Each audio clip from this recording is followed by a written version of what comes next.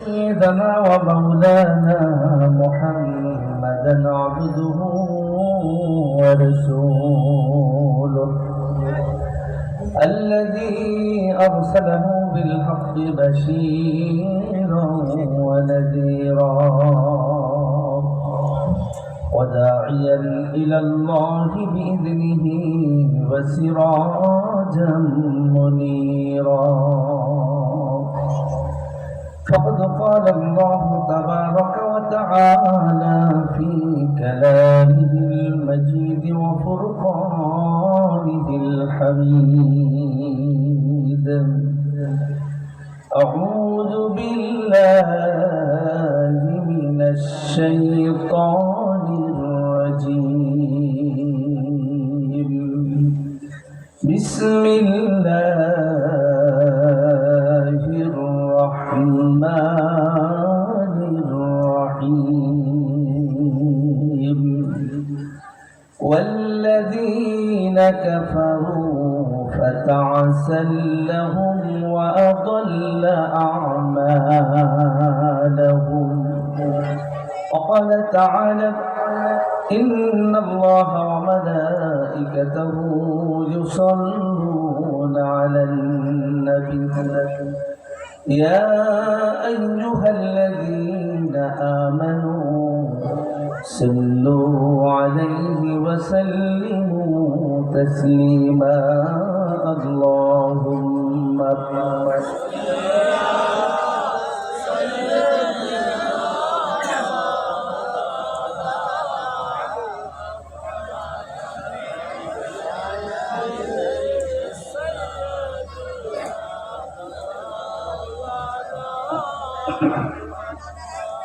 সকলে বলি সাল্লাল্লাহু আলাইহি ওয়াসাল্লাম।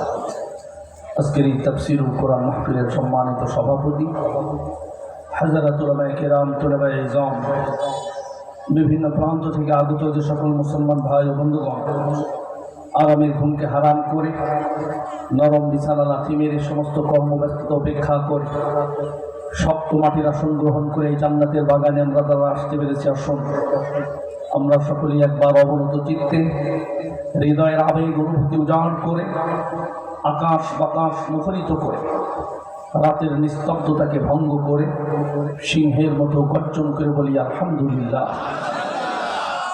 প্রাণ ভরে বিশ্ব নবীর প্রতি দুরূদ ও সালাম পেশ করছি, যিনি আল্লাহর সৃষ্টির সেরা আকর্ষণ, যিনি বিশ্ব সভার সভাপতি, যিনি সাইয়্যিদুল কাউনাইন ওয়াস সাকলাইন, যিনি রাহমাতুল লিল আলামিন, যিনি আল্লাহর জমিনে আল্লাহর দ্বীনকে প্রতিষ্ঠা করতে গিয়ে তায়েফে রক্ত দিয়েছেন, যিনি খুন ঝরা উহুদের ময়দানে দান্দার মোবারক শহীদ করেছেন, যিনি আল্লাহর জমিনে কোরআনের আইন প্রতিষ্ঠা করতে গিয়ে কাফের মুশরিকদের শত জুলুম নির্যাতনের শিকার হয়ে মক্কা থেকে মদিনায় হিজরত করতে বাধ্য হয়েছেন, কিয়ামতের কঠিন ময়দানে যিনি উম্মতি উম্মতি বলে কাঁদবেন, বাগেরহাটের একখণ্ড জমিনের উপরে বসে সেই প্রাণের নবীর প্রতি প্রাণ ভরে দুরূদ ও সালাম পেশ করছি। সকলে পড়ছি সাল্লাল্লাহু আলাইহি ওয়াসাল্লাম।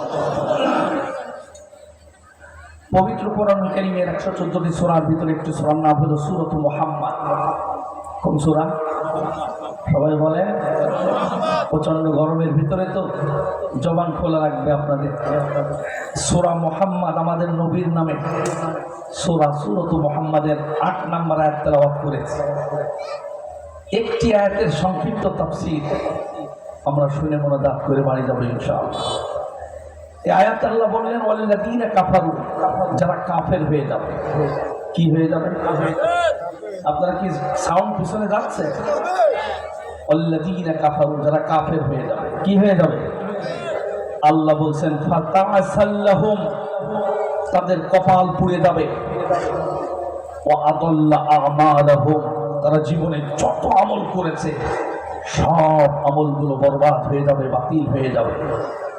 আমরা বাংলাদেশের মুসলমানেরা যারা নামাজ পড়ি, রোজা করি, হজ করি, যাকাত দেই, ভালো ভালো কাজ করি, মনে করি যে আমরা ইমানদার, কিন্তু বাংলাদেশের লক্ষ লক্ষ এমনকি কোটি কোটি মুসলমান বর্তমান সময়ে কোন কোন অপরাধের কারণে কাফের হয়ে যাচ্ছে। আপনাদের জন্য সেই বিষয়গুলো আয়াত বাই আয়াত এই ফকিরহাটবাসীর জন্য আজকে সেই বিষয়ে আলোচনা করব, কোন কোন কারণে মানুষ কাফের হয়ে যায়। মনে করেন আপনি 60 বছর ইমানদার ছিলেন, মরার একদিন আগে একটা কথা বলেছেন যে এই কথার ভিতরে কুফরি আছে, আপনি যদি মরে যান আপনি কি জান্নাতে যাবেন না জাহান্নামে যাবেন? জাহান্নামে যাবে। অথচ একটা হিন্দু জীবনে কোনোদিন নামাজ পড়ে নাই, রোজা করে না, প্রশ্নই আসে না, সারা জীবন দেবতার পূজা করেছে, মরার একদিন আগে কালিমা পড়ে যদি মুসলমান হয়ে মরে যায়, লোকটা কোথায় যাবে? জান্নাতে যাবে। কিন্তু মুসলমানেরা কোন কোন কারণে কাফের হয়, কোন কোন কারণে ঈমান ভেঙে যায়, সোনার বাংলাদেশের মানুষ জানে না। দলিল ভিত্তিক কোরআন এবং হাদিস থেকে আজকে এই এলাকার কোনো মানুষ যেন কাফের হয়ে মারা না যায়। কারণ কোরআন বলেছে ঈমান আনার পরে সুম্মাস্তাকামু, মরার আগ পর্যন্ত তুমি ঈমানের উপরে অটল অবিচল থাকবে, খবরদার জন্য কাফের হবে না। কে বলছেন? আল্লাহ। যদি এখানে আমরা যারা আছি, যদি কুফরির আজকে 10টা বিষয় বলবো, যে 10টা বর্তমানে বাংলাদেশে 10টা কারণে সবচেয়ে বেশি কাফের হচ্ছে। অনেকে নামাজ পড়ে, এবার রমজানে 30টা রোজা রেখেছে, কিন্তু 10টা কোনো একটা কারণ তার ভিতরে থাকার কারণে কাফের হয়েছে, ও জানে না। ও কিন্তু কষ্ট করে করে রোজা রেখেছে, ওই রোজা সহ ওই লোকটা জাহান্নামে যাবে। কথা বলেন ঠিক না? ভাইয়ের আমার, এখানে যারা উপস্থিত হয়েছি, 10টা কারণে 9টা কারণ আপনার ভিতরে নেই, যেই কারণগুলোর জন্য কাফের হয়ে যায়।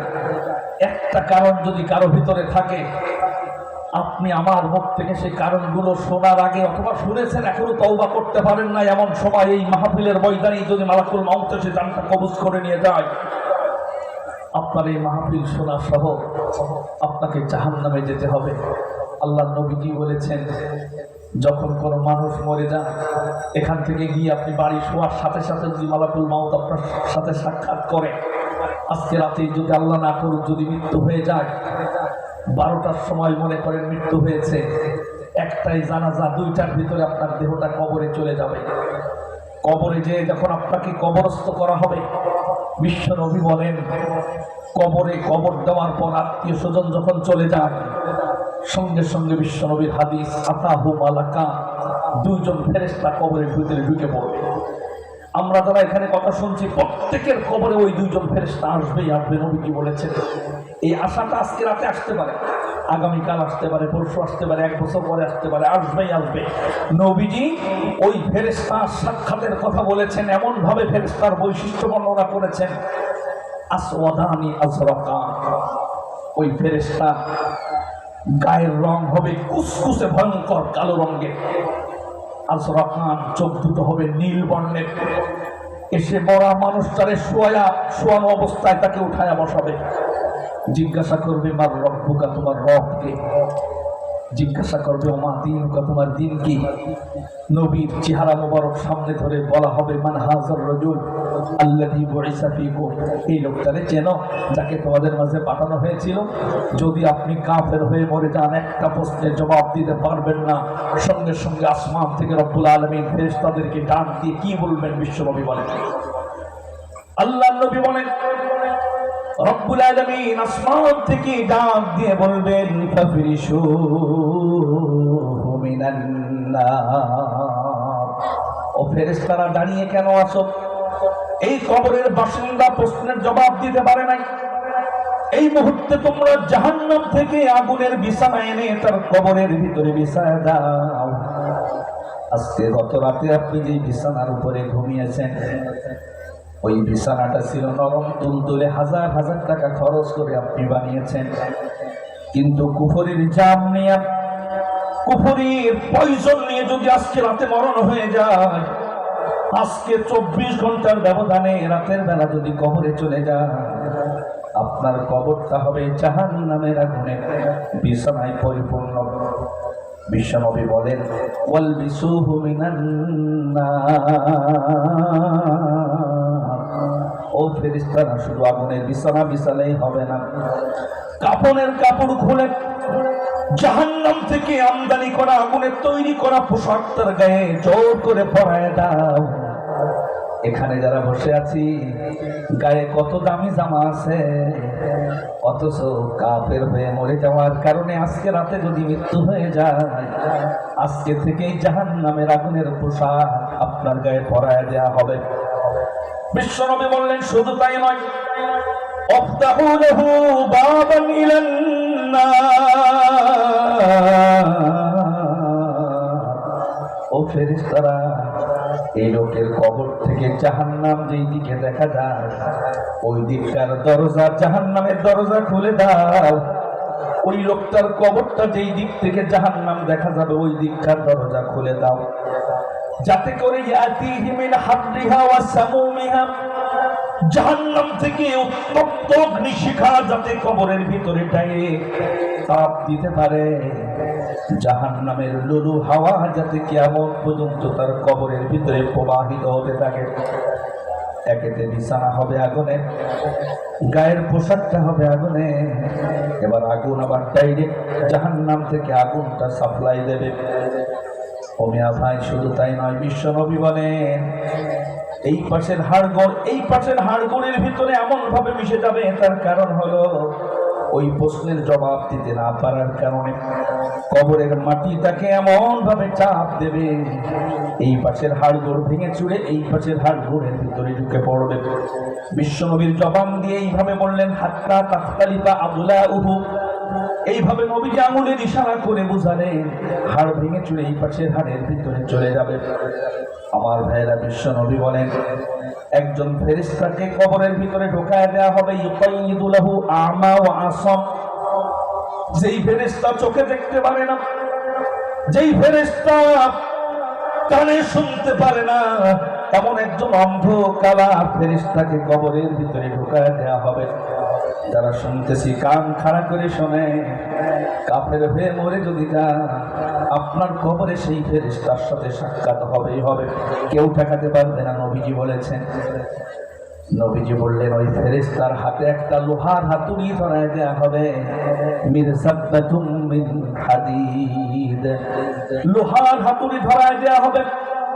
ওই হাতুড়িটা দিয়া যদি কোনো পাহাড়ের উপরে যদি আঘাত করা হয়, নবীজি বললেন লাউ দরবা বিহা জিবালা ফাসারা তুরাবা, পাহাড়ের উপরে যদি আস্তে করে ওই হাতুড়ি দিয়ে বাড়ি মারা যায়, বিশাল পাহাড় মুহূর্তের ভিতরে চূর্ণ বিচূর্ণ হয়ে মাটির সাথে মিশে যাবে।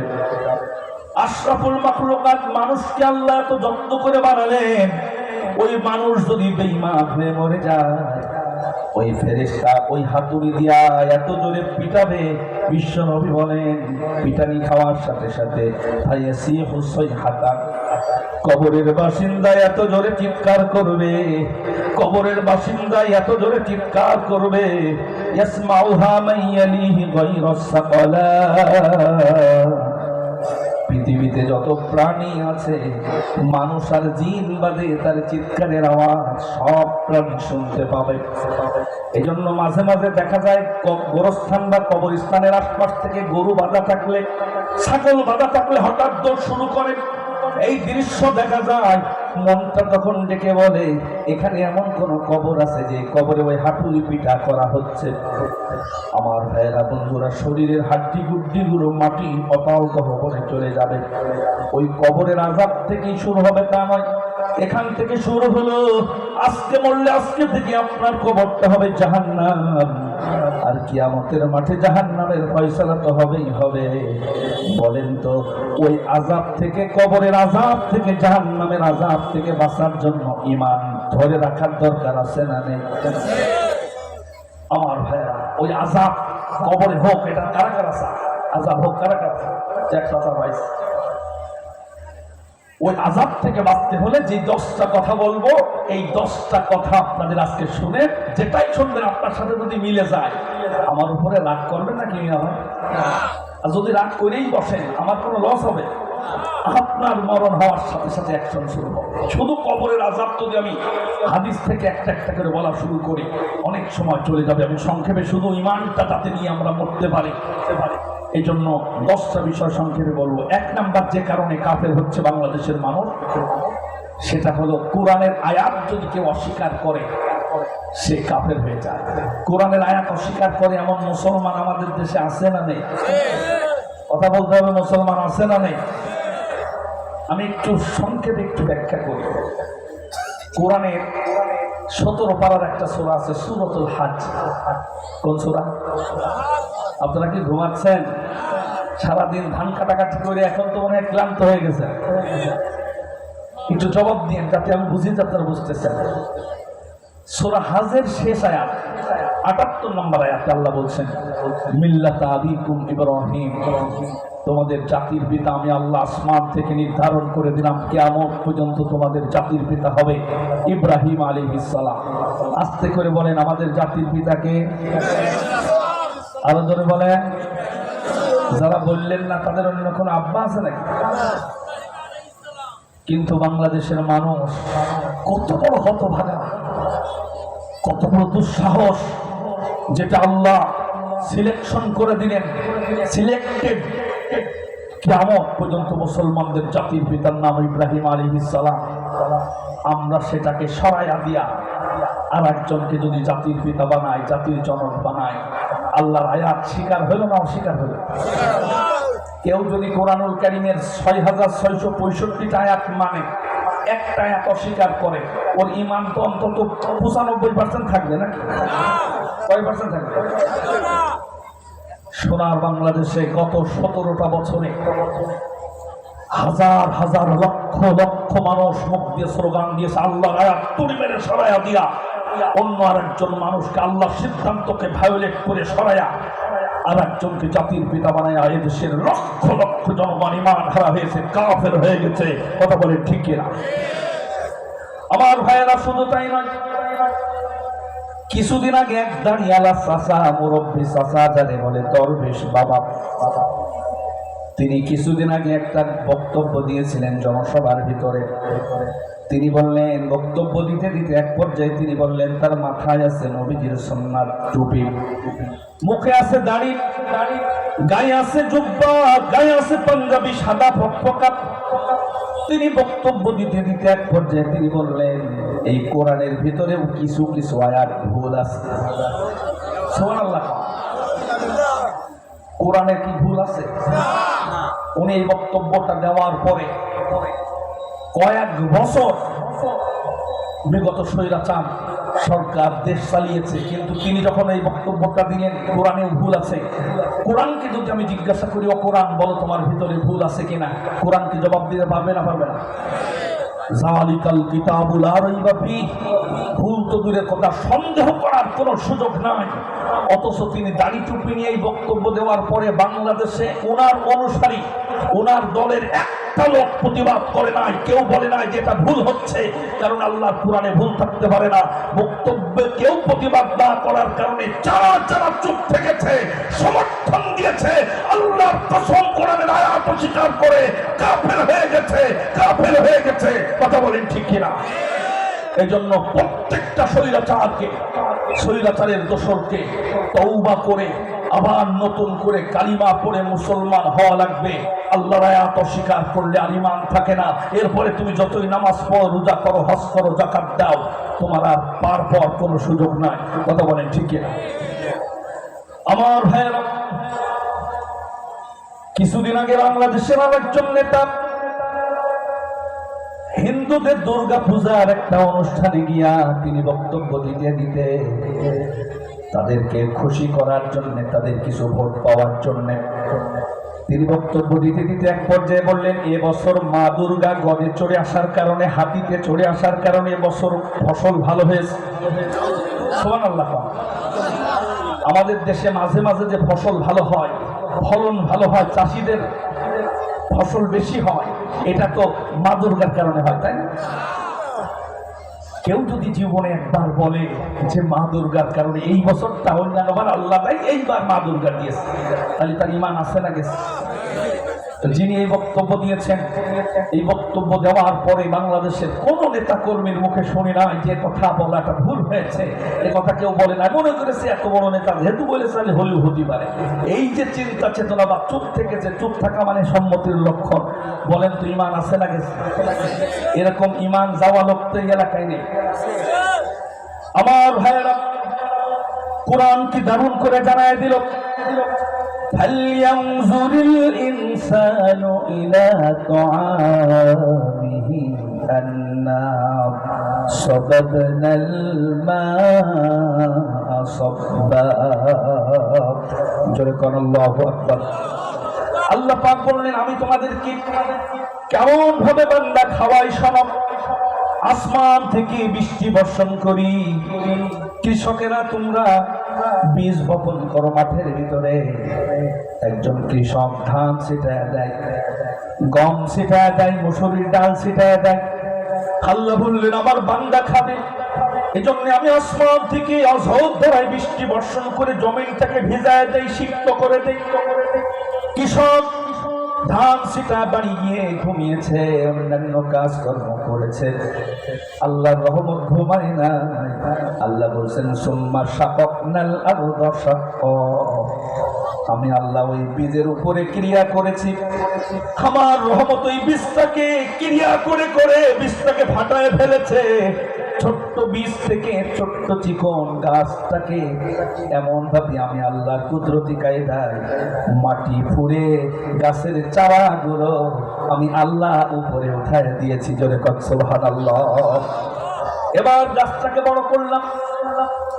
وأنبتنا فيها حبا, আমার বান্দা খাবে, এই জন্য বান্দার খাবারের জন্য আমি রব্বুল আলামিন ওই গাছের ডগায় ডগায়, গাছের গোড়ায় গোড়ায়, পাতার ডগায় ডগায় ধান ঝুলায় দিয়েছি, গম ঝুলায় দিয়েছি, মসুরির ডাল ঝুলায় দিয়েছি, আমি আল্লাহ লাউ ঝুলায় দিয়েছি, সিম ঝুলায় দিয়েছি, সরিষার দানা ঝুলায় দিয়েছি, মরিচ ঝুলায় দিয়েছি।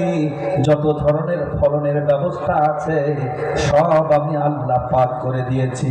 একটু জোরে বলা যাবে কি সুবহানাল্লাহ?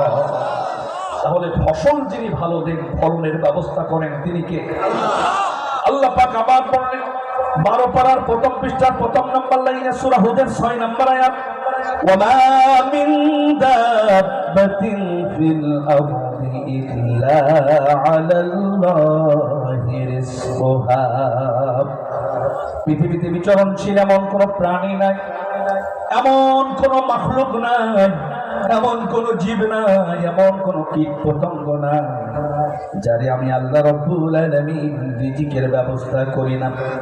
গহীন জঙ্গলের ভিতরে কোটি কোটি প্রাণী ঘোরাফেরা করে, চলাফেরা করে, প্রত্যেকটা প্রাণীকে যিনি রিজিকের ব্যবস্থা যিনি করেন তিনি কে? সাগরের ভেতরে কোটি কোটি মাছ, কোটি কোটি প্রাণী ঘোরাফেরা করে, এক একটা তিমি দৈনিক মন মন মাছ সে খেতে পারে। এই সমস্ত প্রাণীগুলোকে জন্ম থেকে মৃত্যু পর্যন্ত খাবারের ব্যবস্থা রব্বুল আলামিন করেন। এই আয়াতের ভিতরে সেটাই আল্লাহ বুঝালেন। একটা পাখির তো সরকারি কোনো চাকরি নাই, চাষাবাদের কোনো ব্যবস্থা নাই, বাসা থেকে খালি পেটে বের হয়ে যায়, সন্ধ্যাবেলা পেটটা পরিপূর্ণ করে আবার বাসায় ফিরে আসে। বলেন তো সবাই সম্বলহীন, জমিজাতিহীন, চাকরিবিহীন ওই যে পাখিটার পেটটা খাবার দিয়ে যিনি পরিপূর্ণ করে পেটটা ভরায়া এরপরে বাসায় যিনি ফিরিয়ে দিলেন, বলেন তো তিনি কে? আর একটু জোরে বলা যাবে না তিনি কে? আল্লাহ রিজিক দিচ্ছেন। আপনি যদি একবার মা দুর্গার কথা বলেন যে মা দুর্গা দিয়েছে, তাহলে আপনার ইমান তো কিছু পার্সেন্ট থাকবে না। এই শুধু এই পয়েন্টের উপরে আলোচনা করলে 2 ঘন্টা লাগবে। আয়াত আমাদের দেশে গত 17 বছরে কিভাবে অস্বীকার করা হয়েছে। কোরআনের আয়াত একটা দুটো বলে আপনাদেরকে বোঝাচ্ছি যাতে সহজে আপনারা বুঝে যান যে কোরআনের আয়াতে নিয়ে যাব, কিন্তু কোরআনের আয়াত অস্বীকার করা যাবে না। করলে আপনি কাফের। আবু জেহেল যেই কাফের, ফেরাউন যেই কাফের, নমরুদ যেই কাফের, আপনি একই কাফের, একই সাথে জাহান্নামে যাওয়া লাগবে। কথা বলেন ঠিক কিনা? 1 নম্বর চলে গেল। 1 নম্বরের ব্যাখ্যা আরো অনেক ছিল, সংক্ষেপে বলি কারণ অনেক রাত হয়ে যাবে যদি 10টায় আমি একটু ব্যাখ্যা করে বলতে চাই। 2 নম্বর, কোরআনের আলোচনা শুনলে, কোরআনের তাফসীর শুনলে, কোরআনের মাহফিলে কোরআনের কথা শুনলে যদি কারো মন খারাপ হয়, চেহারা কালো হয়, কলিজার ভিতরে জ্বলে জ্বলে যায়, হালকা অসন্তোষ ভাব হয়, আল্লাহর কোরআন বলছে ওই মালার মুসলমান মাল নেই, ও কাফের হয়ে গেছে। এরকম মাল এই এলাকা আছে না নেই? সব ভালো, কিন্তু কোরআনের কিছু কিছু আয়াত তার মনের বিপক্ষে অথবা তার মতের বিপক্ষে বা তার দলের বিপক্ষে চলে গেছে, ও রেগে বেগে আগুন হয়ে যায়। এরকম লোক আছে না নেই? রাগ করার সাথে সাথে যে কাফের, সে কথা কোরআনে আছে না নেই? আমি কোরআনের ওপরে অনার্স মাস্টার্স করেছি, আমি কোরআন ফার্স্ট ক্লাস মুখস্থ করেছি। কোরআন নিয়ে আজকে প্রায় 26টা বছর আমি কোরআন নিয়ে গবেষণা করছি। আমার মসজিদে আমি যেখানে জুমার নামাজ পড়াই, সেখানে যে মুসল্লি হাজির হয়, আপনারা মাহফিলে যত লোক হাজির হয়েছেন এর চাইতে কয়েক গুণ মুসল্লি শুধু 11টার ভিতরের অংশটা ভরে যায় শুধুমাত্র তাফসীর শোনার জন্য। আমি ভেবেছিলাম যে বাগেরহাটে আরো কিছু লোক হবে, যাই এসেছেন আলহামদুলিল্লাহ। অন্তত এই এলাকার কোনো মানুষ যেন বেঈমান হয়ে না মরে যায়, এজন্য কোরআনুল কারীমে এসেছে। কোরআনের আলোচনা শুনলে যদি তোমার মন খারাপ হয়, তুমি কোন ফ্যাক্টরির মাল? কোরআন কি দারুণ করে জানাইছে সূরা হজ 72 নম্বর আয়াত। আল্লাহ পাক বলেন, وَإِذَا تُتْلَى عَلَيْهِمْ آيَاتُنَا بَيِّنَاتٍ تَعْرِفُ فِي وُجُوهِ الَّذِينَ كَفَرُوا الْمُنكَرَ يَكَادُونَ يَسْطُونَ بِالَّذِينَ يَتْلُونَ عَلَيْهِمْ آيَاتِنَا।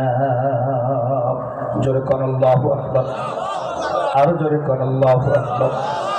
আল্লাহ পাক বললেন, যখন কোরআন থেকে তেলাওয়াত শুরু হয়ে যায়, কোরআন থেকে তাফসীর শুরু হয়ে যায়, কোরআনের আলোচনা যখন শুরু হয়ে যায়, ও নবী আপনি যদি সেখানে থাকতেন, লক্ষ্য করে দেখতে পেতেন তারিফু ফি উজুহিল্লাযিনা কাফারুল মুনকার। যারা কাফের আপনি লক্ষ্য করে দেখবেন, যারা কাফের তাদের কলিজা জ্বলে যাচ্ছে, তাদের চেহারাটা কালো হয়ে গেছে। এটা আল্লাহ কাফেরদের শানে নাযিল করলেন, অথচ মুসলমান কোরআনের আয়াত শুনলে রাগ হয়, আছে না নেই? তাহলে বোঝা যাচ্ছে এই মুসলমান আর মুসলমান নেই, আল্লাহ ভাষ্য অনুযায়ী সে কাফের হয়ে গেছে। আর ইমানদার কোরআনের আলোচনা শুনলে শরীরের ভিতরে শান্তি লাগবে, তাহলে বোঝা যাবে যে ইমানের ব্যাটারির ভোল্টেজ ভালো আছে, এখনো ভিউজ হয়নি। সে কথাও কোরআনে আছে না নেই? সূরা আনফালের 2 নম্বর আয়াত, 9 পারার 16 নম্বর পৃষ্ঠা 3 নম্বর লাইনে আছে। আল্লাহ পাক বলেন, ইন্নামাল মুমিনুনা আল্লাযীনা ইযা যুকিরাল্লাহু ওয়াজিলাত কুলুবুহুম وَإِذَا تُلِيَتْ عَلَيْهِمْ آيَاتُهُ زَادَتْهُمْ إِيمَانًا وَعَلَى رَبِّهِمْ يَتَوَكَّلُونَ। জোরে কোন আল্লাহু আকবার। আল্লাহ বললেন, যারা ইমানদার ওদের সামনে যখন কোরআনের তেলাওয়াত শুরু হয়ে যায়, কোরআনের তাফসীর যখন শুরু হয়ে যায়, আল্লাহ বললেন সাদাতুহুম ঈমানা। তাদের দেহের ভিতরে যে ঈমান নামক ব্যাটারি আছে, ওই ব্যাটারির ভোল্টেজ আস্তে আস্তে বাড়তে থাকে। একটু জোরে বলা যাবে কি সুবহানাল্লাহ? তাহলে এতক্ষণ যা শুনলেন কোরআনের আয়াত দিয়েই বলেছি, মন খারাপ হয়েছে কারি প্রান্তরে, মন খারাপ হয়েছে, রাগ হয়েছে, আছে কেউ? মনে মনেও যদি মন খারাপ হয়, আল্লাহ জানেন তোমার ইমানের ব্যাটারি ফিউজ হয়ে গেছে নাকি আছে। 2 নম্বর চলে গেল। 3 নম্বর, কোরআনের মাহফিলে যারা বাধা দেয়, কোরআনের মাহফিলে মুসলমান সন্তানের বাধা দেয়, আছে না নেই? বর্তমানে কিছু জানোয়ারদের হয়েছে, নিজের নামটা পোস্টারে না থাকার কারণে মাহফিল বন্ধ করে দিয়েছে। সুবহানাল্লাহ, সুবহানাল্লাহ হবে, তাই তো? কোরআনের মাহফিল মানে কি আল্লাহর কথা হবে, তোমার পাওয়ার দেখায়া, ক্ষমতার দাপট দেখায়া। বাংলাদেশে 17 বছরে লক্ষ লক্ষ তাফসীর মাহফিল এদেশে বন্ধ করেছে মুসলমান নামক কাফেরেরা। কথা বলেন ঠিক কিনা? কোরআন বলছে কাফের।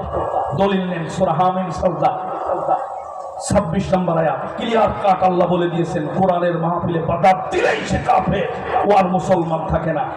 আমি বেনাপোল কেন্দ্রীয় জামে মসজিদের খতিব, আজকে 8 বছর সেখানে একটা আলোচনা করেছিলাম। গত 2-3 বছর আগে ছোট্ট একটা কথা বলেছিলাম।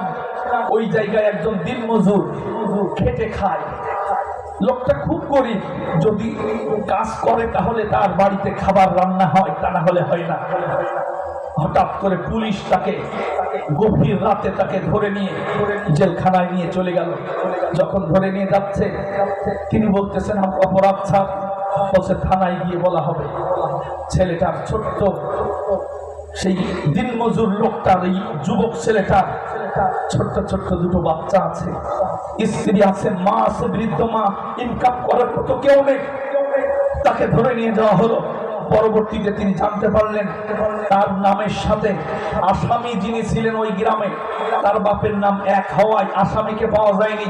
খালি হাতে আসলে কোনো মাল পানি পাবে না, ভেবেছে যে বাপের নাম যেহেতু মিলেছে একটা কষ্ট পাওয়া গেছে, তারে ধরে নিয়ে যশোর জেলখানার ভিতরে 6টা মাস তাকে বিনা অপরাধে কারাগারে বন্দী করা হয়েছে। আমি এরপরে 6 মাস আমি এই বিষয়টা ওই একটা মাহফিলে আমি বলেছিলাম।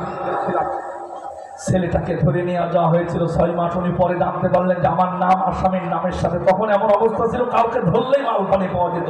আমার এলাকায়, এই এলাকায় কি হতো জানেন?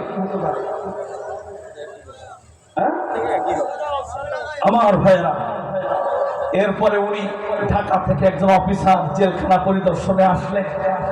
যুবক ছেলেটা জেলখানার অফিসারকে ডাক দিয়ে বললেন, স্যার আমি তো কোনো অপরাধ করিনি, আজকে 6টা মাস আমার বাড়িতে কি অবস্থা জানি না, আমার আম্মা বোধহয় কাঁদতে কাঁদতে পাগল হয়ে গেছে, আমার ছোট্ট ছোট্ট বাচ্চা তারা খেয়ে আছে কি না খেয়ে আছে, 6টা মাস আমি খুব কষ্টে আছি স্যার, আপনি একটু তদন্ত করে দেখেন আমি কি আসামি কিনা, আপনি একটু তদন্ত করে দেখেন। তদন্ত করা হলো, যে আসামি যেই পুলিশ অফিসার তাকে ধরে এনেছিল তাকে তলব করা হলো, তদন্ত করে দেখে যে না এই লোকের কোনো দোষ নেই।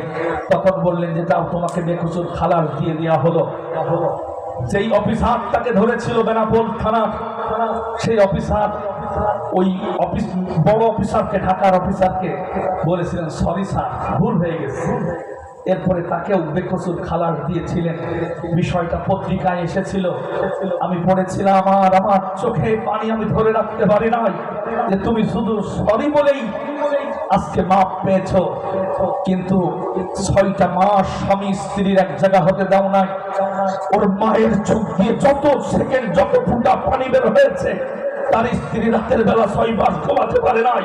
ছোট্ট ছোট্ট বাচ্চা আব্বা আব্বা বলে কেঁদেছে। তাদেরকে পিতার যত্ন থেকে, ভালোবাসা থেকে মাহরুম করেছ। প্রতিটা চোখের ফোঁটা পানি, প্রতিটা সেকেন্ডের জন্য আল্লাহর কাছে তোমার জবাব দিতে হবে। জালিমের কাতারে তোমার নাম চলে যাবে। দুনিয়ায় সরি বলে মাপ পেলেও কিয়ামতের মাঠে আল্লাহ তোরে মাফ করবে না। কথা বলেন ঠিক কিনা? এই আলোচনাটা আমি যেদিন করেছিলাম, তারপরে আমার ওই এলাকায় আর কোনো মাহফিল করতে দেয় না। পরবর্তীতে জানতে পারলাম যেই অফিসার তাকে ধরে নিয়ে গিয়েছিল, ওই অফিসার সাধারণ পোশাক পরে ওই মাহফিলে বসে আমার আলোচনা শুনছিলেন। আমি কোনো রাষ্ট্রবিরোধী বক্তব্য দেই কিনা এটা চেক করার জন্য উনি রাষ্ট্রবিরোধী বক্তব্য খুঁজতে গিয়ে দেখেন নিজ বিরোধী বক্তব্য হয়ে গেছে।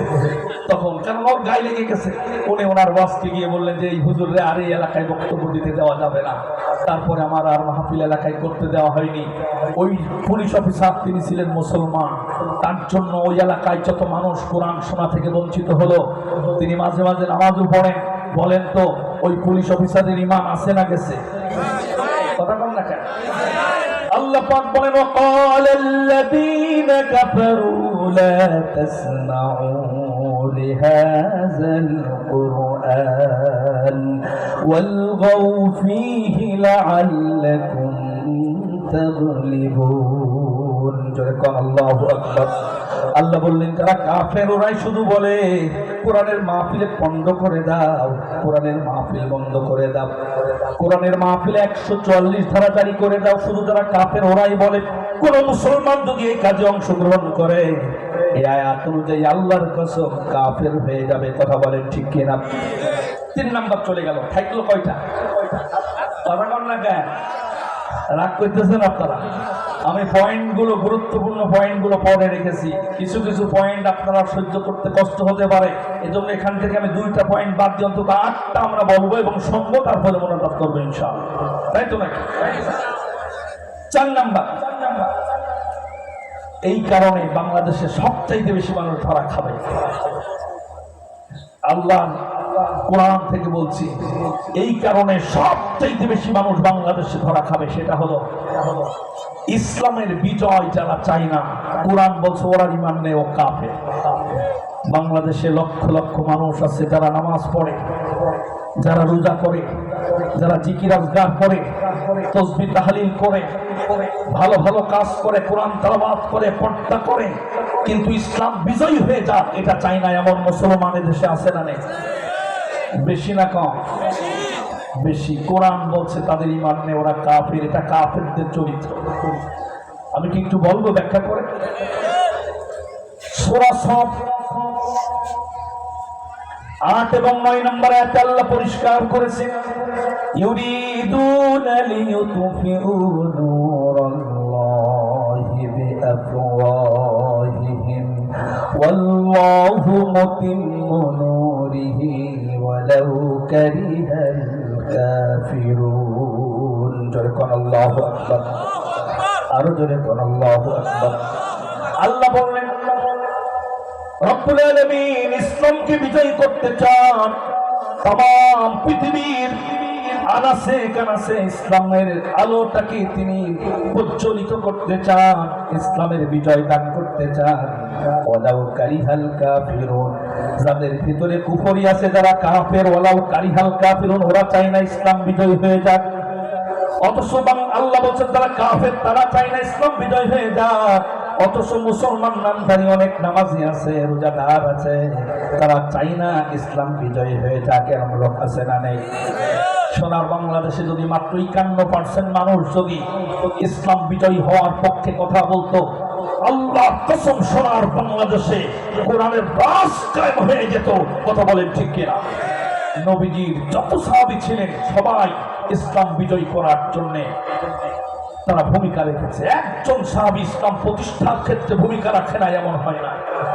অথচ আমরা শুধু নামাজ পড়ে কেউ জান্নাতে যেতে চাই, কেউ শুধু জিকির করে জান্নাত পেতে চায়।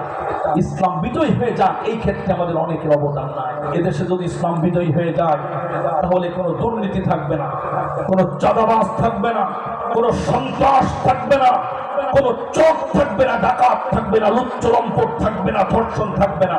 বলেন তো এই অপরাধগুলো আমাদের দেশে আছে না নেই?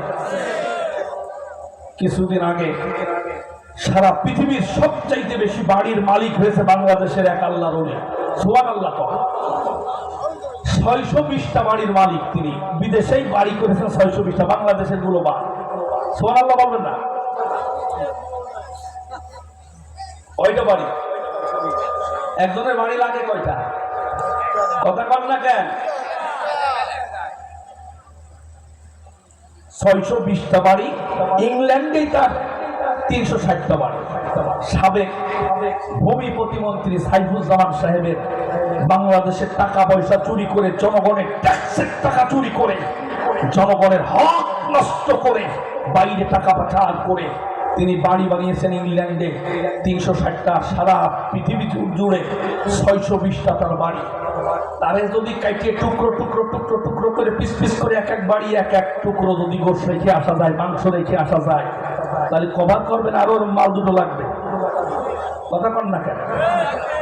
আমার ভাইয়েরা, ইসলাম বিজয় ওরা চাইবে না যারা ভবিষ্যতে চুরি চামারি করে জনগণের হক মেনে টাকা পাচার করার ইচ্ছা আছে, সংসার চালানোর ইচ্ছা আছে, তারাও ইসলামের বিজয় চাইবে না। সবাই কাফের হয়ে যাবে। কথা বলে ঠিক কিনা? আমার ভাইয়েরা, হযরত ওমর রাদিয়াল্লাহু তাআলা আনহু তিনি যখন প্রেসিডেন্ট ছিলেন, কি প্রেসিডেন্ট কোরআন দিয়ে রাষ্ট্র চালিয়েছেন। 10টা বছর রাষ্ট্রে কোনো চোর নেই, ডাকাত নেই, লুচ্চলম্পট নেই।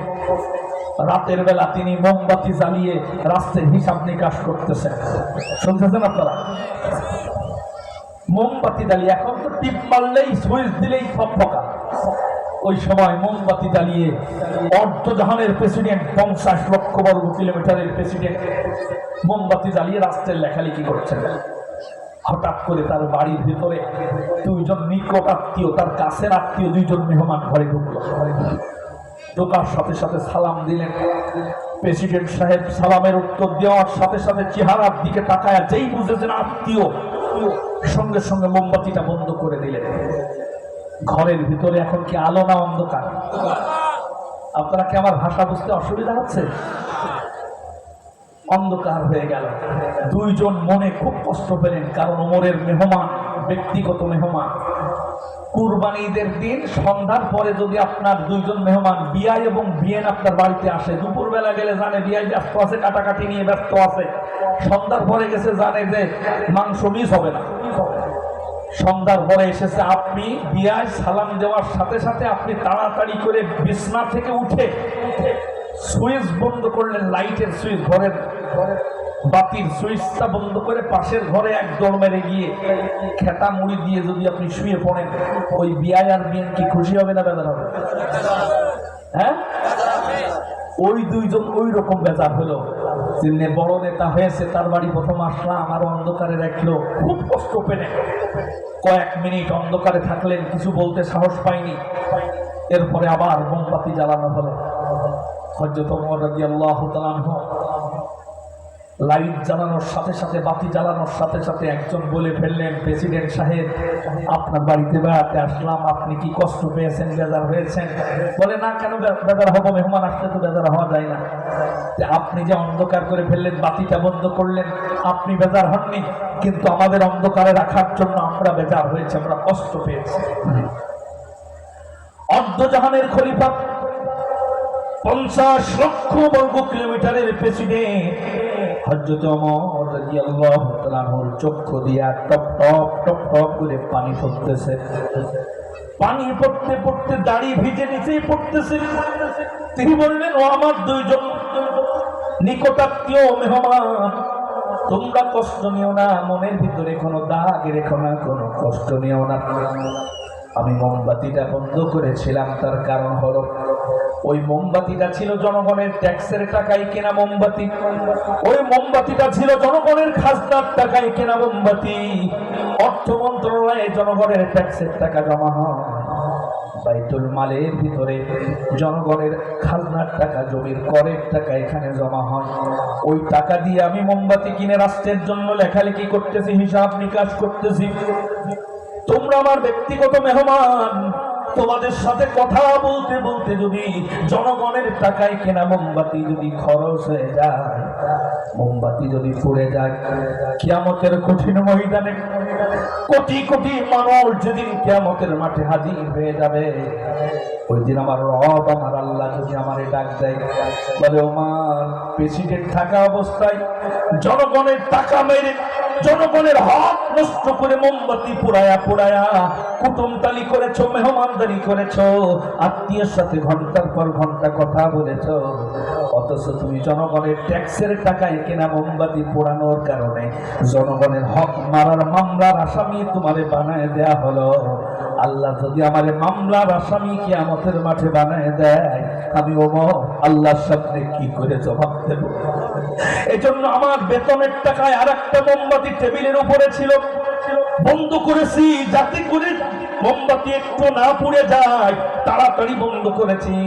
অন্ধকারের ভিতরে আমি হাত পায়া আমার বেতনের টাকায় কেনা মোমবাতিটা খুঁজতে খুঁজতে একটু দেরি হয়ে গেছে। এখন যে মোমবাতিটা জ্বলতেছে, ওই মোমবাতি হলো আমার নিজের টাকায় কেনা মোমবাতি। যতক্ষণ পারো কথা বলো, কিয়ামতের কঠিন ময়দানে আমার আল্লাহর কাছে কোনো মামলা খাওয়া লাগবে না। একটু জোরে বলা যাবে কি সুবহানাল্লাহ? এই হইল নেতার বৈশিষ্ট্য। দিন কায়েম হয়ে গেলে চেয়ারম্যান হবে এরকম। আমাদের দেশে সব চেয়ারম্যান তো এরকম, তাই তো নাকি? এমপি হবে, এমপির চরিত্র হবে এইরকম। মন্ত্রী, প্রেসিডেন্টের চরিত্র হবে হযরত ওমরের মতো, যিনি প্রেসিডেন্ট থাকা অবস্থায় নিজের কাজ নিজে করার জন্য একটা কলসের ভিতরে পানি নিয়ে সন্ধ্যার পরে বাড়ি আসতেছেন। হঠাৎ করে একজন নাগরিক বললেন, এই প্রেসিডেন্ট, দাঁড়াও, তোমার সাথে কথা আছে। হযরত ওমর বড় কলস, পানি পরিপূর্ণ পানি, কলসটা কোলের ভিতরে নিয়ে বললেন, আমার কাজ পরে করো, তুমি আমার রাষ্ট্রের নাগরিক, তোমার দুঃখ দুর্দশা শোনা, তোমার কথা শোনা, এটা আমার দায়িত্ব। কোলের ভিতরে নিয়ে তিনি বললেন, কথা বলো। নাগরিক বললেন যে আপনি প্রেসিডেন্ট সাহেব এত বড় কলস নিয়ে আপনি কোলের ভিতরে বসেছেন, আপনার তো কষ্ট হচ্ছে, আপনার সাথে আমি অনেকক্ষণ কথা বলবো, এই কলসটা আপনি একটু মাটিতে রাখলে একটু ভালো হতো না, আপনি আরামে বসতে পারতেন। হযরত ওমর বললেন তুমি কি লক্ষ্য করো না এই কলসের নিচেই ভিজা রয়েছে, ভিজা কলস যদি আমি পরের জমিতে রেখে তোমার সাথে কথা বলি, ওই কলসের নিচেই অন্যের জমির মাটি লেগে যাবে, আর ওই মাটি নিয়ে যদি আমি বাড়িতে যাই কিয়ামতের মাঠে আল্লাহ যদি বলে নাগরিকের সাথে কথা বলতে বলতে কলসে মাটি লাগিয়েছো, পরের মাটি লাগাইয়া বাড়ি নিয়ে গিয়েছো, এই মাটি কেন তুমি অন্যটা গ্রহণ করলে, তুমি জবাব দাও। আমি ওমর আল্লাহর সামনে কি জবাব দেবো? এই জন্য আমি প্রেসিডেন্ট হলেও আমার কষ্ট হলেও আমার কোলের ভিতরে থাক, তুমি কথা বলো, যেরকম সুবহান। এই হলো প্রেসিডেন্টের চরিত্র, এই হবে এমপিদের চরিত্র যদি দিন কায়েম হয়ে যায়। গত 17 বছর তো যারা রাষ্ট্র পরিচালনা করেছে, বিভিন্ন পদে ছিল, তারা তো এরকম ওমরের মতোই সচেতন ছিল, এক টাকাও এদিকে ওদিকে করে না। কথা বলেন না কেন আমার ভাইয়েরা? কোরআন কি দারুণ করে জানাই দিয়েছে, والسارق والسارقة فاقطعوا أيديهما جزاء بما كسبا نكالا من الله। কোরআন বলে দিয়েছে, কোরআনের 500টা আয়াত আছে ফৌজদারি মামলার আয়াত। এই 500টা আয়াত যদি কোনো রাষ্ট্রে যদি চালু হয়ে যায়, কোন রাষ্ট্রে যদি 500টা আয়াত যদি চালু হয়ে যায়, ওই রাষ্ট্রের ভেতরে কোনো অপরাধ থাকবে না, কোনো জুলুম থাকবে না, কোনো অন্যায় অবিচার থাকবে না। আল্লাহর কোরআন বলছে চোর চুরি করলে হাত কেটে দাও। এর তাফসিরে এসেছে যদি 30,000 টাকা চুরি করে তার হাত কাটা পড়বে, ও যদি আবার আর এক হাত দিয়ে চুরি করে আবার 30,000 পুঁজে যায় আবার হাত কাটা পড়বে, তাহলে 2 হাত কাটা পড়বে। কয় টাকা চুরি করলে? কথা বল না কেন? এই যে দাড়িওয়ালা চাচা, যে দরবেশ চাচা, উনি 28 লক্ষ কোটি টাকা যে বাইরে পাচার হয়েছে আমাদের দেশের জনগণের টাকা, তার ভিতরে সবচেয়ে বেশি টাকা পাচার করেছে ওই দরবেশ বাবা, যেরকম সুবহান। উনি একাই 57,000 কোটি টাকা পাচার করেছেন। অত বড় দাড়ি আর টুপি নিয়ে তিনি পাচার করেছেন 57,000 কোটি টাকা। যেই না 5 তারিখ ঘটে গেছে, তখন দাড়ি চাইছে, মাথার টুপি খুলে, পাঞ্জাবি খুলে, গেঞ্জি পরেছে একটা ছিঁড়া ছিটো গেঞ্জি, যাতে পুলিশ বাবার চিনতে না পারে। সাথে নৌকায় করে, ট্রলারে করে উনি পলানোর চেষ্টা করছিলেন। সাথে ছিল আর এক আল্লাহর ওলি আনিসুল হক, আইনমন্ত্রী ছিলেন। তিনি এক একটা জেলায় 5 তারিখের পরে পত্রিকায় এসেছে এক একজন জজ নিয়োগ দিতেন। প্রত্যেকটা জজের কাছ থেকে দলের লোক হওয়া লাগবে এবং 15 লাখ টাকা তার দিলে উনি তাকে জজ বানাতেন। যেরকম সুবহানাল্লাহ, দলের লোক 15 লাখ টাকা দিয়ে যদি আপনার এই বাগেরহাটের জজ হয়, তাহলে ও জজ হওয়ার পরে ওই 15 লাখ টাকা জনগণের কাছ থেকে তুলবে না? তুলবে না? আপনারা মনে হয় আমার ভালো বুঝতে পারেন।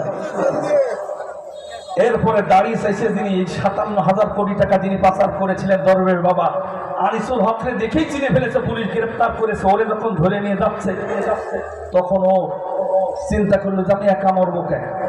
পাশে যে দাঁড়িয়ে চাচা মুরব্বী মাথা নিচু করে ঘাড় কেটে কেটে বসে আছে, ওই পুলিশের বাপেরও সাধ্য নেই মালের সেলবে, কারণ অত বড় দাড়ি কেটে সফা দাড়ি নেই, এরপরে টুপি নেই, গায়ের জুব্বা নেই, পাঞ্জাবি নেই, গেঞ্জি ভরা, মাথা নিচে করে বসে আছে। ওরে ধরে নিয়ে চলে যাচ্ছে। তখন উনি প্রশাসনের লোকজনের বললেন যে আসল মাল ওই যে বসে আছে, আসল মাল ওই যে বসে আছে। যে বললেন আমি সঙ্গে সঙ্গে আমি কোরআন নিয়ে গবেষণা করেছি, কোরআনের পাতায় আমি চোখ বুঝে অবাক হলাম। অন্য কোন ভালো কোন নেতা, ইসলামী দলের নেতা হলে বলতো যে আমি মরি, আমারই তো বন্ধু, একই সাথে তো দল করেছে, ওই ভাই বেঁচে যাচ্ছে যাক। ইসলামী দলের কোন নেতা হলে সেটা করতো, কিন্তু তা করেন নাই। তিনি মনে করেছেন আমি একা মরবো, ওরে ধর। এরপরে ওরে ধরে নিয়ে চলে গেছে। কুরআনুল কারীমে আয়াত চোখ ভুলাই আমি লক্ষ্য করে দেখলাম, কিয়ামতের মাঠে এক স্বৈরাচার আর এক স্বৈরাচারকে আল্লাহর কাছে ধরায় দেবে, বলবে এই মালের জন্য আমার আজকে এই অবস্থা হয়েছে, ওরেও ধরো, গ্রেফতার করো। কিয়ামতের মাঠে বলবে ওয়াউমা ইয়াদু ينصالب على يديه يقول يا ليتني اتخذت مع الرسول سبيلا يا ويلتى ليتني لم اتخذ فلانا خليلا।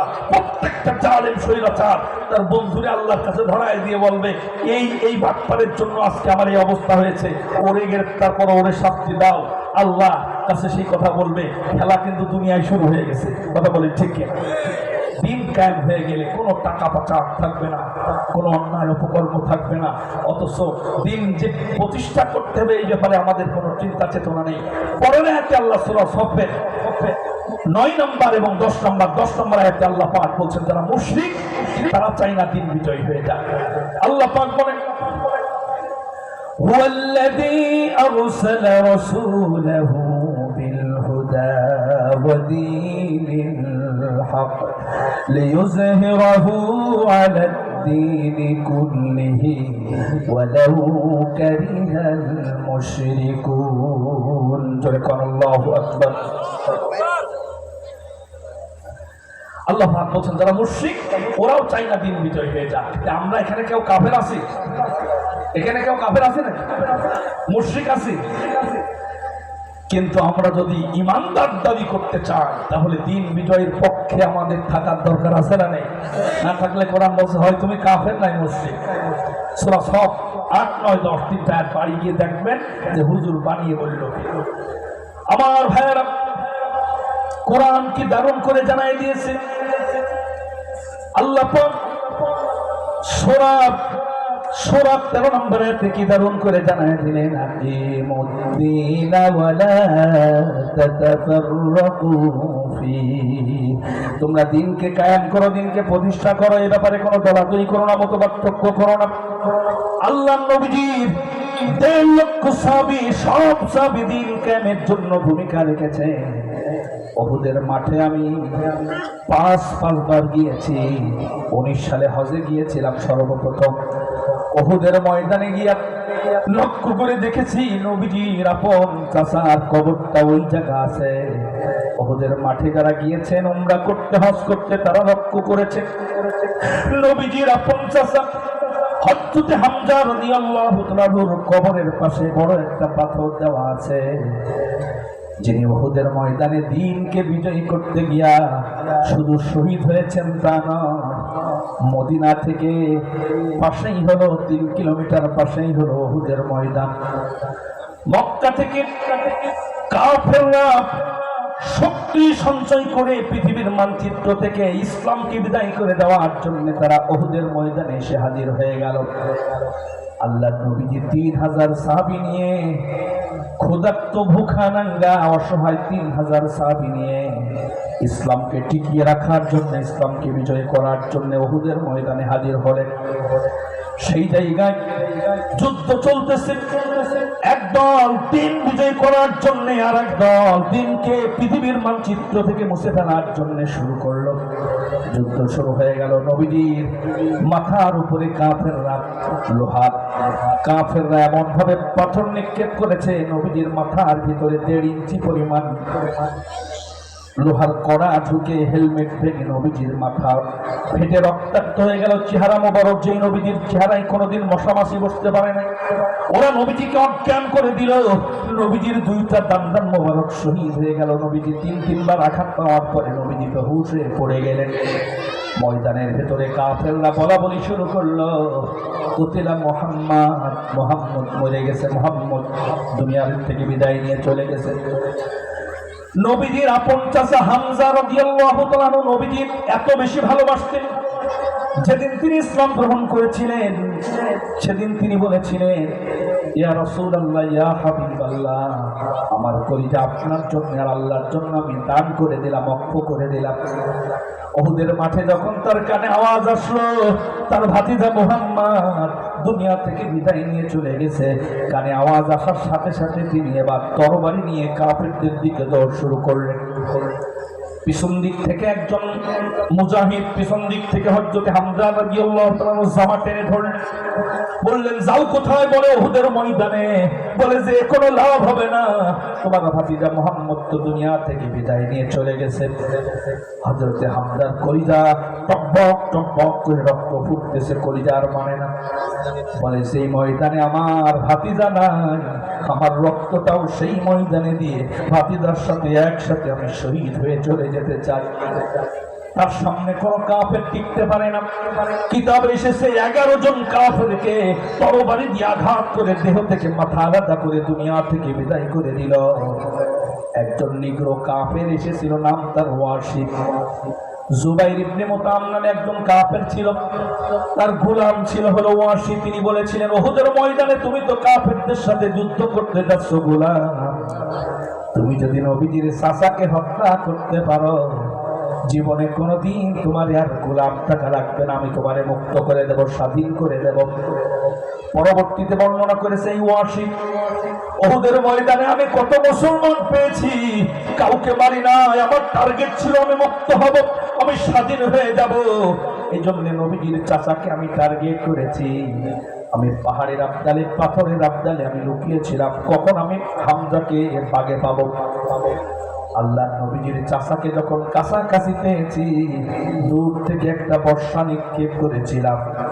বর্ষাটা হযরত হামজা রাদিয়াল্লাহু তাআলা পেটের ভিতরে ঢুকে, তল পেটের ভিতরে ঢুকে পিছন দিক থেকে বের হয়ে রক্ত ফিনকি দিয়ে বের হয়ে তিনি আচমকা ওই আবদাল থেকে কাপুরুষের মতো আঘাত আসার কারণে তিনি বুঝতে পারেন নাই কোন দিক থেকে তারে আক্রমণ করা হলো।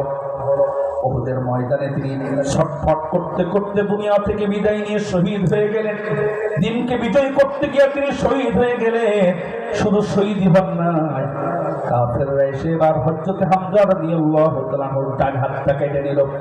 শহীদ হয়ে যাওয়ার পরেও কাফেররা রাগ মেটানোর জন্য, কারণ বদরের যুদ্ধে হযরত হামজা রাদিয়াল্লাহু তাআলার ভূমিকা ছিল বলিষ্ঠ, এজন্য কাফেরদের অনেক রাগ ছিল, ডান হাত কেটে নিল। শহীদ হয়ে যাওয়ার পরে আর একজন কাফের এসে নবীজির চাচার বাম হাতটা কেটে নিল। এরপরে নবীজির চাচার ডান পা একজন কেটে নিল, বাম পা কেটে নিল। নবীজির চাচা শহীদ হয়েছে, ওরা ক্ষান্ত হয় নাই, তরবারির আঘাত দিয়ে খুসাইয়া খুসাইয়া হযরত হামজা রাদিয়াল্লাহু তাআলার চক্ষু দুইটা বাইরে বের করে ফেলল। দিনকে বিজয়ী করতে গিয়ে হযরত হামজা নবীজির আপন চাচা, নবীজি চাচাকে দেখলে মনে মনে ভাবতেন আমার আব্বা যদি বেঁচে থাকতো দেখতে বোধহয় এমন হতো, এইভাবেই বোধহয় আমার আদর করতো। চাচার দিকে তাকিয়ে থেকে থেকে পিতার অভাব পূরণ করতেন আমার নবী, বিশ্ব নবী। সেই নবীর আপন চাচাকে হাত কাটলো, পা কাটলো, নাক কাটলো, কান কাটলো, চক্ষু পড়ায় ফেললো, লজ্জা স্থান কেটে ওরা উহুদের ময়দানে ছড়ায় ছিটায় রেখেছে। ওই ময়দানে কাফেরদের যিনি লিডার ছিলেন, সর্দার ছিলেন, নাম ছিল আবু সুফিয়ান। আবু সুফিয়ানের স্ত্রী হিন্দা এসে বললেন যে তোমরা তো সব কেটে নিয়েছো, আমি কি কাটবো? কাটার তো কিছু বাকি এখন, আমি তো একটা অঙ্গ কাটবো। শয়তান কানে কানে বলে দিল এখনো কলিজা কেউ কাটে না। আল্লাহ নবীজির আদরের চাচা, যাকে বুকের সঙ্গে জড়ায় ধরে নবীজি আদর করতেন, সেই চাচার বুকের উপরে আবু সুফিয়ানের স্ত্রী হিন্দা হাঁটু বাঁধাইয়া দিয়া তরবারির দিয়ে বক্ষ মোবারক বিদীর্ণ করে খুসাইয়া খুসাইয়া নবীজির চাচার কলিজা ভিতরে হাত ঢোকায়া কলিজা একসা টান দিয়ে বাইরে বের করে চাপিয়ে চাপিয়ে উহুদের ময়দানে ছড়ায় ছিটায় রাখলো। দিন বিজয়ী করতে গিয়া ওই জিহাদের ময়দানে 3000 সাহাবীর ভিতর থেকে 70 জন শহীদ হয়ে গেলেন। তার ভিতরে নবীজির চাচা হামজার নামটাও ছিল। নবীজি তখনও জানেন না দিন বিজয়ী করতে গিয়ে তার চাচা শহীদ হয়েছে। কিন্তু নবীজির চাচা যেদিন ইসলাম গ্রহণ করেছিলেন প্রথম, সেদিন ভাতিজা মুহাম্মদ সাল্লাল্লাহু আলাইহি ওয়াসাল্লামকে বলেছিলেন আমার কলিজা আপনার জন্য আর আল্লাহর জন্য দান করে দিলাম। নবীজি যুদ্ধ শেষে জিজ্ঞাসা করলেন যারা শহীদ হয়েছে তারা কেমন, তাদের চেহারাটা শেষবারের মতো আমি একটু দেখতে চাই, আমার সামনে তাদের লাশগুলো হাজির কর। উহুদের জিহাদের ময়দানে ছড়িয়ে ছিটিয়ে থাকা লাশগুলো, সাহাবারা 70টা লাশ নবীজির সামনে উপস্থিত করলেন। বয়োজ্যেষ্ঠ যে সাহাবীগুলো ছিল তারা বললেন নবীজি যদি নিজের আপন চাচার লাশ যদি চোখে দেখতে পায়, নবীজির চেহারা দিয়ে পানি পড়বে, নবীজি কষ্ট পাবেন, সহ্য করতে পারবেন না। কোন সাহাবী চান নাই নবীজির চেহারা দিয়ে চক্ষু মোবারক দিয়ে পানি পড়ুক, এজন্য তারা পরামর্শ করে নবীজির চাচার লাশটা কালো কাপড় দিয়ে তিনি ঢেকে রাখলেন। সাহাবারা পরামর্শ করে, এবার বয়োজ্যেষ্ঠ সাহাবীদের পরামর্শ করে নবীজি যাতে দেখতে না পান এই জন্য লাশটা তারা কালো কাপড় দিয়ে ঢাকলেন। নবীজির সামনে লাশগুলো উপস্থিত হলো, নবীজি দেখতেছেন প্রত্যেকটা মানুষের লাশ। হঠাৎ করে লক্ষ্য করলেন একটা লাশ কালো কাপড় দিয়ে ঢাকা, কে শুয়ে আছেন চিনা যায় না, দেখা যায় না। আল্লাহ নবীজি বললেন, এই লাশটা কার তোমরা আবার একটু অবগত করো। কোন সাহাবী কথা বলে না, কারণ সাহাবারা জানে নবীজির চাচার লাশটা যদি নবীজি দেখতে পায় নবীজি সহ্য করতে পারবেন না। সাহাবাগণ বললেন, আপনি যে হয় হোক, আপনি একটু আমাদের অনুমতি দিন। জিহাদের ময়দানে শহীদ হয়েছে, ওরা আল্লাহর জান্নাতে চলে যাবে, আপনি অনুমতি দিন। উহুদের ময়দানে তাদের কবর দিয়ে দেই, জান্নাতে গিয়ে আপনি তাদের চেহারা দেখতে পাবেন। নবীজি বলে, না না না, আমার কলিজা তো মানতেছে না, এই লাশটা কার তোমরা বলো। কোন সাহাবী কথা বলে না। আল্লাহ নবীজির সব চাইতে কাছের সাহাবী, সব চাইতে নরম দিলের অধিকারী হযরত আবু বকর পাশে দাঁড়িয়েছিলেন। বললেন, আবু বকর রে, তুমি তো কোনোদিন কোনো কথা আমার কাছে গোপন করো না, তুমিও তো দেখে আসছে চুপ করে আসো, তুমি বলো বলো বলো এই রাস্তা কার।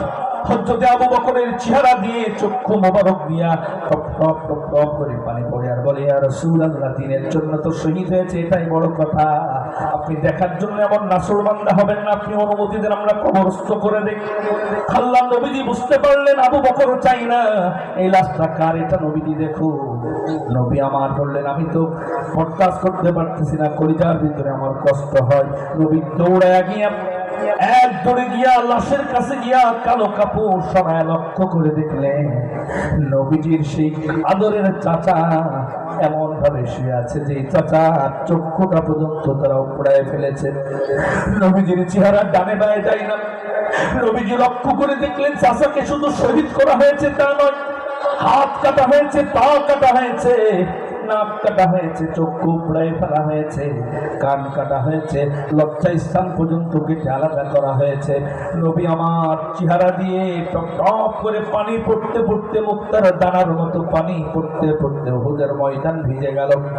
হযরত আবু বকর কাঁদে, ওমর কাঁদে, ওসমান কাঁদে, আলী কাঁদে, তালহা কাঁদে, জুবাইর কাঁদে, সব সাহাবীর চোখে একসাথে এত বেশি পানি বের হয়েছে, ইতিপূর্বে কোনোদিন একবারে এত সাহাবীর চোখে পানি পড়ে, এত পানি পড়ে নাই। নবী আমার চোখে পানি, আসমান জমিন যেন কাঁদতেছে, সাহাবারা কাঁদতেছে। আল্লাহ নবীজি লক্ষ্য করে দেখলেন এই বুকের এই জায়গায় একটু গর্ত করা। নবী আমার চামড়া ফাঁক করে লক্ষ্য করে দেখলেন ভিতরে কিছু দেখা যায় না, খালি খালি দেখা যায়। নবী আমার এবার জিজ্ঞাসা করলেন, আমার চাচার কলিজা তো দেখা যায় না, চাচার কলিজা কোথায়?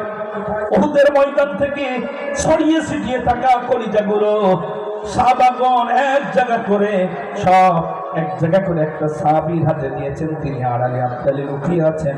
নবীজি বলার সাথে সাথে তিনি এসে নবীজির হাতের উপরে ওই ক্ষত বিক্ষত কলিজা নবীজির হাতে তুলে দিলেন। আল্লাহ নবীজি কলিজা হাতে নেওয়ার সাথে সাথে মনে পড়ে গেল সেই দিনের কথা, যেদিন নবীজির চাচা ইসলাম গ্রহণ করার সাথে সাথে বলেছিলেন, আমার কলিজা আপনার জন্য আর আল্লাহর জন্য আমি দান করে দিলাম, অক্ষ করে দিলাম। নবীজির কথাটা মনে পড়ার সাথে সাথে হাতটা উঁচু করে আল্লাহ নবীজি এবার বললেন, আল্লাহ এই দেখো আমার সেই চাচার কলিজা আমার হাতে ক্ষত বিক্ষত। একদিন আমার চাচা বলেছিল আমার কলিজা আপনার জন্য আর আল্লাহর জন্য অক্ষ করে দিলাম, আর আল্লাহ গো আজকে দেখো সেই চাচার কলিজা আমার হাতে ক্ষত বিক্ষত। সঙ্গে সঙ্গে আরশে আজিম থেকে রব্বুল আলামিন বরদাস্ত করতে পারেন নাই, জিবরিল আমিনকে পাঠিয়ে দিলেন, যাও যাও যাও গো জিবরিল, আর দেরি করা যাবে না, আমার নবীজির চোখের পানি মোছার ব্যবস্থা করে আসো। তামাম পৃথিবীর সমস্ত মানুষের চোখের পানি আমি আল্লাহ বরদাস্ত করতে পারি, কিন্তু আমার হাবিবের চোখের পানি আমার বরদাস্ত হয় না। সঙ্গে সঙ্গে জিবরিল আমিন চলে আসলেন আর বললেন, ইয়া রাসূলুল্লাহ, ইসলাম বিজয় করার জন্য শহীদ হয়ে গেছে। আপনার চাচার কলিজা চলে গেছে, তাতে কি হয়েছে? আপনার চাচার হাত কাটা গেছে, তাতে কি হয়েছে?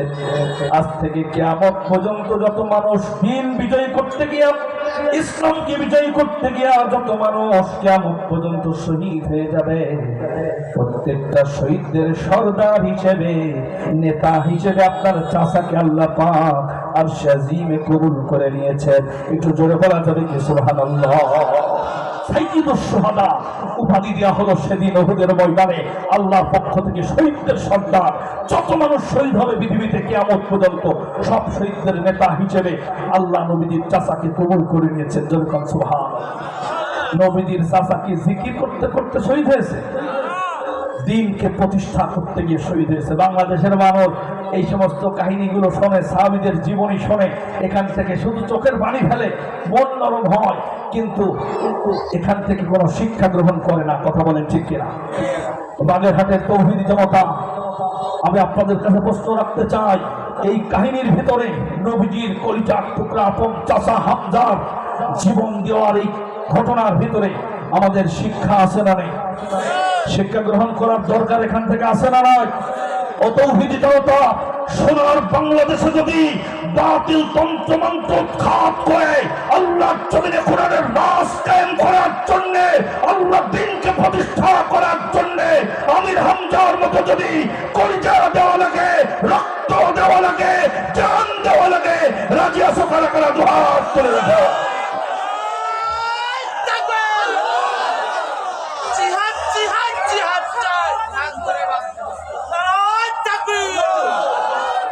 আমার ভাইয়েরা, যদি দিন কায়েম হয়ে যায় তাহলে কোনো ডাকাতি থাকবে না, কোনো চাঁদাবাজি থাকবে না। এদেশে চাঁদাবাজি আছে না নেই?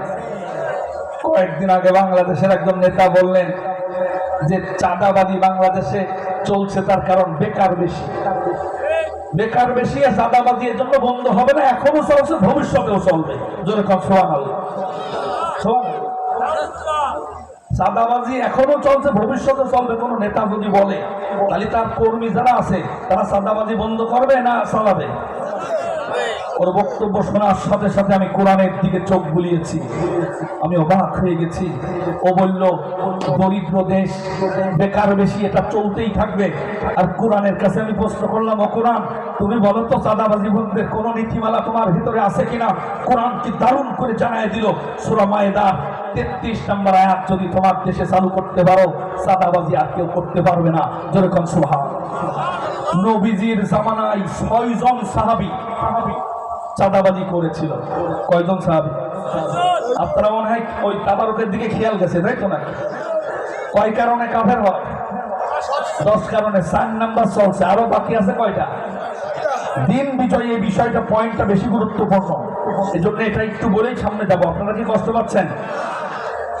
নবীজির জামানায় উরাইনা গোত্র থেকে 6 জন নবীজির কাছে একবারে এসে ইসলাম গ্রহণ করল। ওই এলাকার আবহাওয়া আর এক রকম। সংক্ষেপে বলতেছি, শানে নজুল বলতেছি।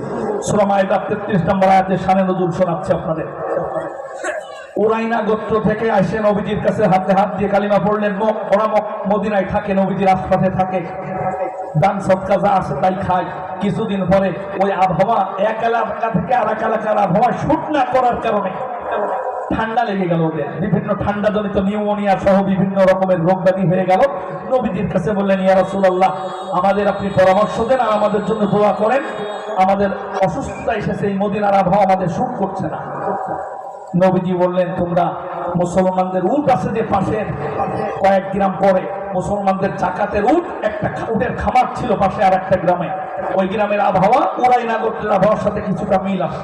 নবীজি বললেন, সেখানে গিয়ে আমার ওই উটের যে চারণ ভূমি আছে ওখানে থাকবে, ওই আবহাওয়ায় থাকবে, আর উটের দুধ দহন করে পান করবে, আর উটের পেশাব পান করবে।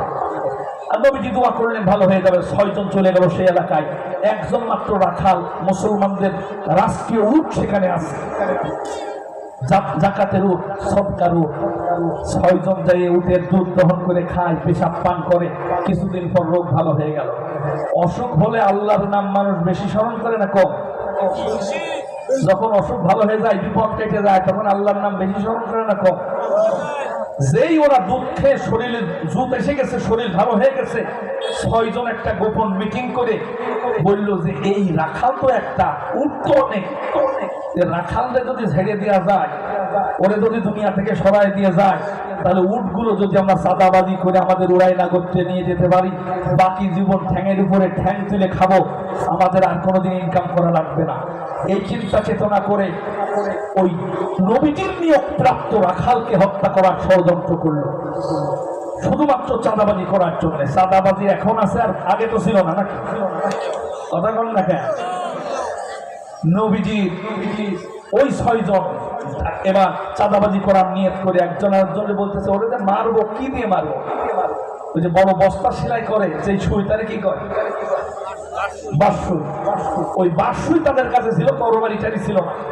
এই জন্য একজন আরেকজনে বলতেছে, এই বাঁশসুই যদি গরম করে লাল করে এই রাখাল অসহায় মানুষ, তো পক্ষে কোনো লোক নেই, ওর চোখের ভিতরে যদি ঢুকাই দেওয়া যায় মাথা পর্যন্ত, তাহলে ও খেল খতম হয়ে যাবে, আমরা উটগুলো বেঁধে নিয়ে বাড়ি চলে যাবো, আর মদিনায় ফিরে যাবো। কথা মতো সেই কাজ করলেন।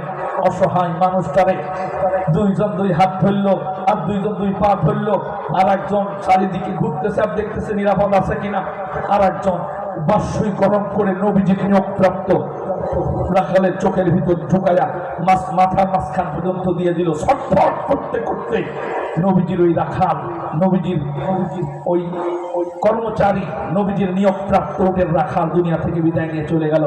ওরা খুশিতে বগল বাজাতে বাজাতে সব উটগুলো বেঁধে চাঁদাবাজি করে চলে যাচ্ছে। আল্লাহ পাক ওহীর মাধ্যমে নবীজিকে জানায় দিলেন যে আপনার মাল কিন্তু চাঁদাবাজি হয়ে চলে যাচ্ছে। আল্লাহ নবীজি সাল্লাল্লাহু আলাইহি ওয়াসাল্লাম শক্তিশালী কিছু সাহাবীদেরকে পাঠিয়ে দিলেন যে তোমরা তাদেরকে ধাওয়া করো, ওই 6 জন চাঁদাবাজ মাল সহ গ্রেফতার করে আমার সামনে আনো। দ্রুত বেগে ঘোড়া নিয়ে গিয়ে তাদেরকে অ্যাটাক করে নবীজির সামনে আসামি 6 জনকে হাজির করা হলো। আল্লাহ নবীজি বললেন ফাক্তাহু, তাদেরকে বলা হলো তুকাত্তা আইদিহিম ওয়া আরজুলুহুম মিন খিলাফ।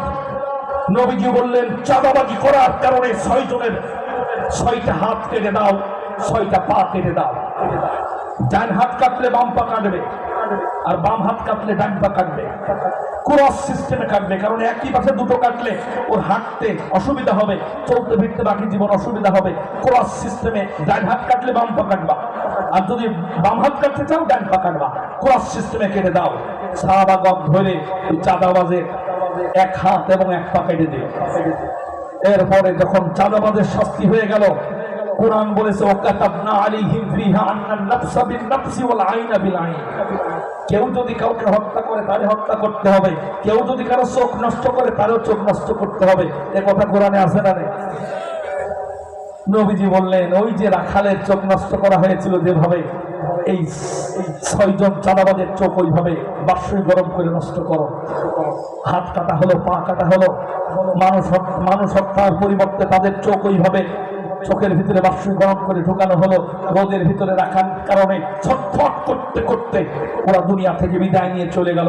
আল্লাহ পাক নবীজিকে থ্যাংক ইউ জানায়া, নবীজিকে ধন্যবাদ জানায়া, নবীজিকে ওয়েলকাম জানায়া সূরা মায়েদার 33 নম্বর আয়াত নাযিল করলেন আর বললেন, ও নবী, কিয়ামত পর্যন্ত চাঁদাবাজের শাস্তি এটা। যেই দেশের মানুষ এই আয়াত ফলো করে এই শাস্তি কার্যকর করতে পারবে, ওই দেশে আর কোনো চাঁদাবাজি থাকবে না। আমাদের দেশের ইউনূস ভাই, উনি যদি আগামীকাল থেকে আমাদের দেশের সংসদে যদি আইন চালু করে, যদি আমাদের দেশের আইন পাশ করে এই আয়াত যে চাঁদাবাজি করলেই তারে ধরে হাত এবং পা কেটে দেওয়া হবে, এটা যদি চালু করে দেয়, বলেন তো এ দেশে চাঁদাবাজি থাকবে না, বন্ধ হয়ে যাবে? কথা কন না কেন? এই চাঁদাবাজির কথা বলছি, কোরআনে আয়াত আছে। আচ্ছা, চাঁদাবাজি ভালো কাজ না খারাপ কাজ? এই কথা বললেও অনেকের মন খারাপ হয়, আছে না নেই? এই আয়াত, মনে করেন যে আপনার কোনো ইনকাম নেই, আপনি যে কোনো একটা কাজ দল করেন, রাজনীতি করেন, আপনার উদ্দেশ্য হলো কোনো রকম ক্ষমতায় গেলে ওই করে খাবেন, তাহলে আপনার কি এই আয়াত সংসদে চালু হোক, এটা কি আপনি চাবেন? কথা কন না কেন? আমি যে আয়াত পড়েছি যে কোরআনের কোন বিধান যদি কেউ অপছন্দ করে ও কাফের হয়ে যাবে, তার 3টে শাস্তি হবে। কোরআনের কোন বিধান যদি খারাপ লাগে, অমান্য করে, তারা ওই আয়াত চালু হোক এটা চাই না, ওই আয়াতটা খারাপ লাগে।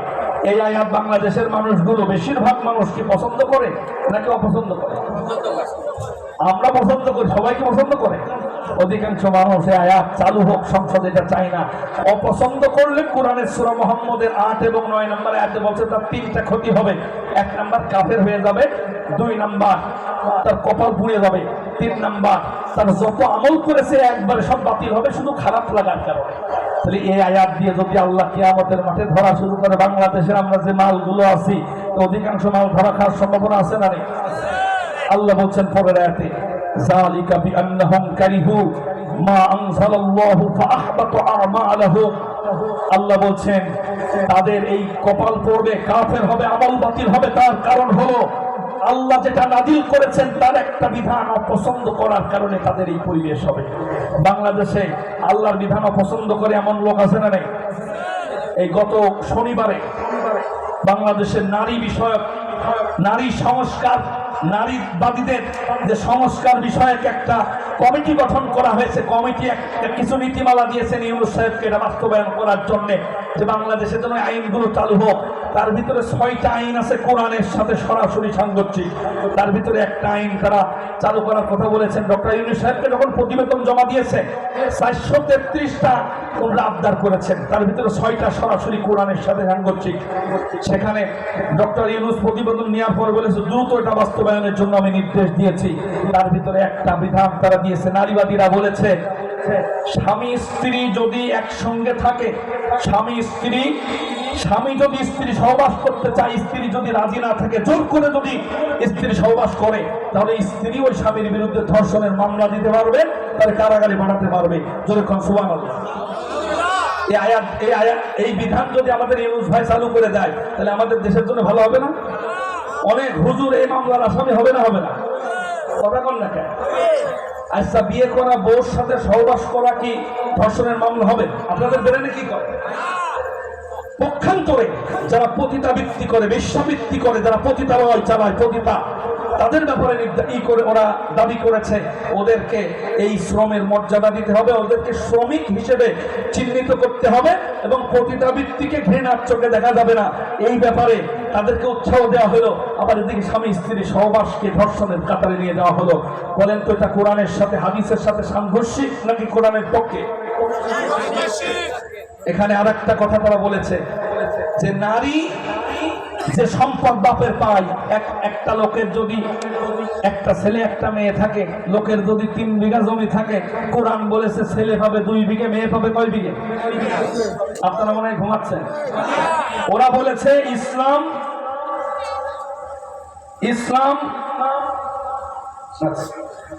ইসলাম নারীদেরকে ঠকিয়েছে। ওই নারীবাদীরা প্রতিবেদনের ভিতরে বলেছেন যে 50-50 সম্পদ নিশ্চিত করতে হবে। যেহেতু বৈষম্য বিরোধী ছাত্র আন্দোলনের কর্মীরা জীবন দিয়েছে বৈষম্য দূর করার জন্য, তাহলে আমরা ইসলাম মাইনে নারীদের জন্য বৈষম্য কেন রাখবো? বাপের সম্পদ ছেলে মেয়ে সমান ভাগে ভাগ করে দিতে হবে। এই প্রতিবেদন দাখিল করেছে এবং প্রস্তাব দিয়েছে এটা যেন আমাদের দেশে চালু হয়। যদি এদেশে চালু হয় তাহলে ভালো হবে না? হ্যাঁ আমার ভাইয়েরা, তারা বিভিন্ন ভাবে যুক্তি দিয়েছে। আমি একটু আপনাদের যুক্তি দেই কোন ব্রেনে তারা করেছে। মনে করেন একটা লোকের 3 বিঘা জমি আছে, ছেলে বল্টু আর মেয়ে কুলসুম। বল্টু পাইল 2 বিঘে জমি আর কুলসুম কয় বিঘে পাইল? 1 বিঘে। এই বল্টু যখন বিয়ে করলো তখন ও দেনমোহর হিসেবে ওর স্ত্রীকে 1 বিঘে দিয়ে দিল। তাহলে ওর কয় বিঘে আর ওর বোনের কয় বিঘে? কথা বলছেন নাকি? আপনারা কি হিসাব নিকাশে কাঁচা নাকি? আপনারা কি বুঝতেছেন আমার কথা? আচ্ছা, এরপরে বোনটা যখন ও বিয়ে দিল তখন ওই বোনের, যেহেতু ও দেনমোহর দিয়েছে 1 বিঘে, ওর বোনের বিয়ে দিয়েছে তখন দেনমোহর হিসেবে 1 বিঘে জমি ধার্য করেছে। আর এই বোনের দেনমোহরের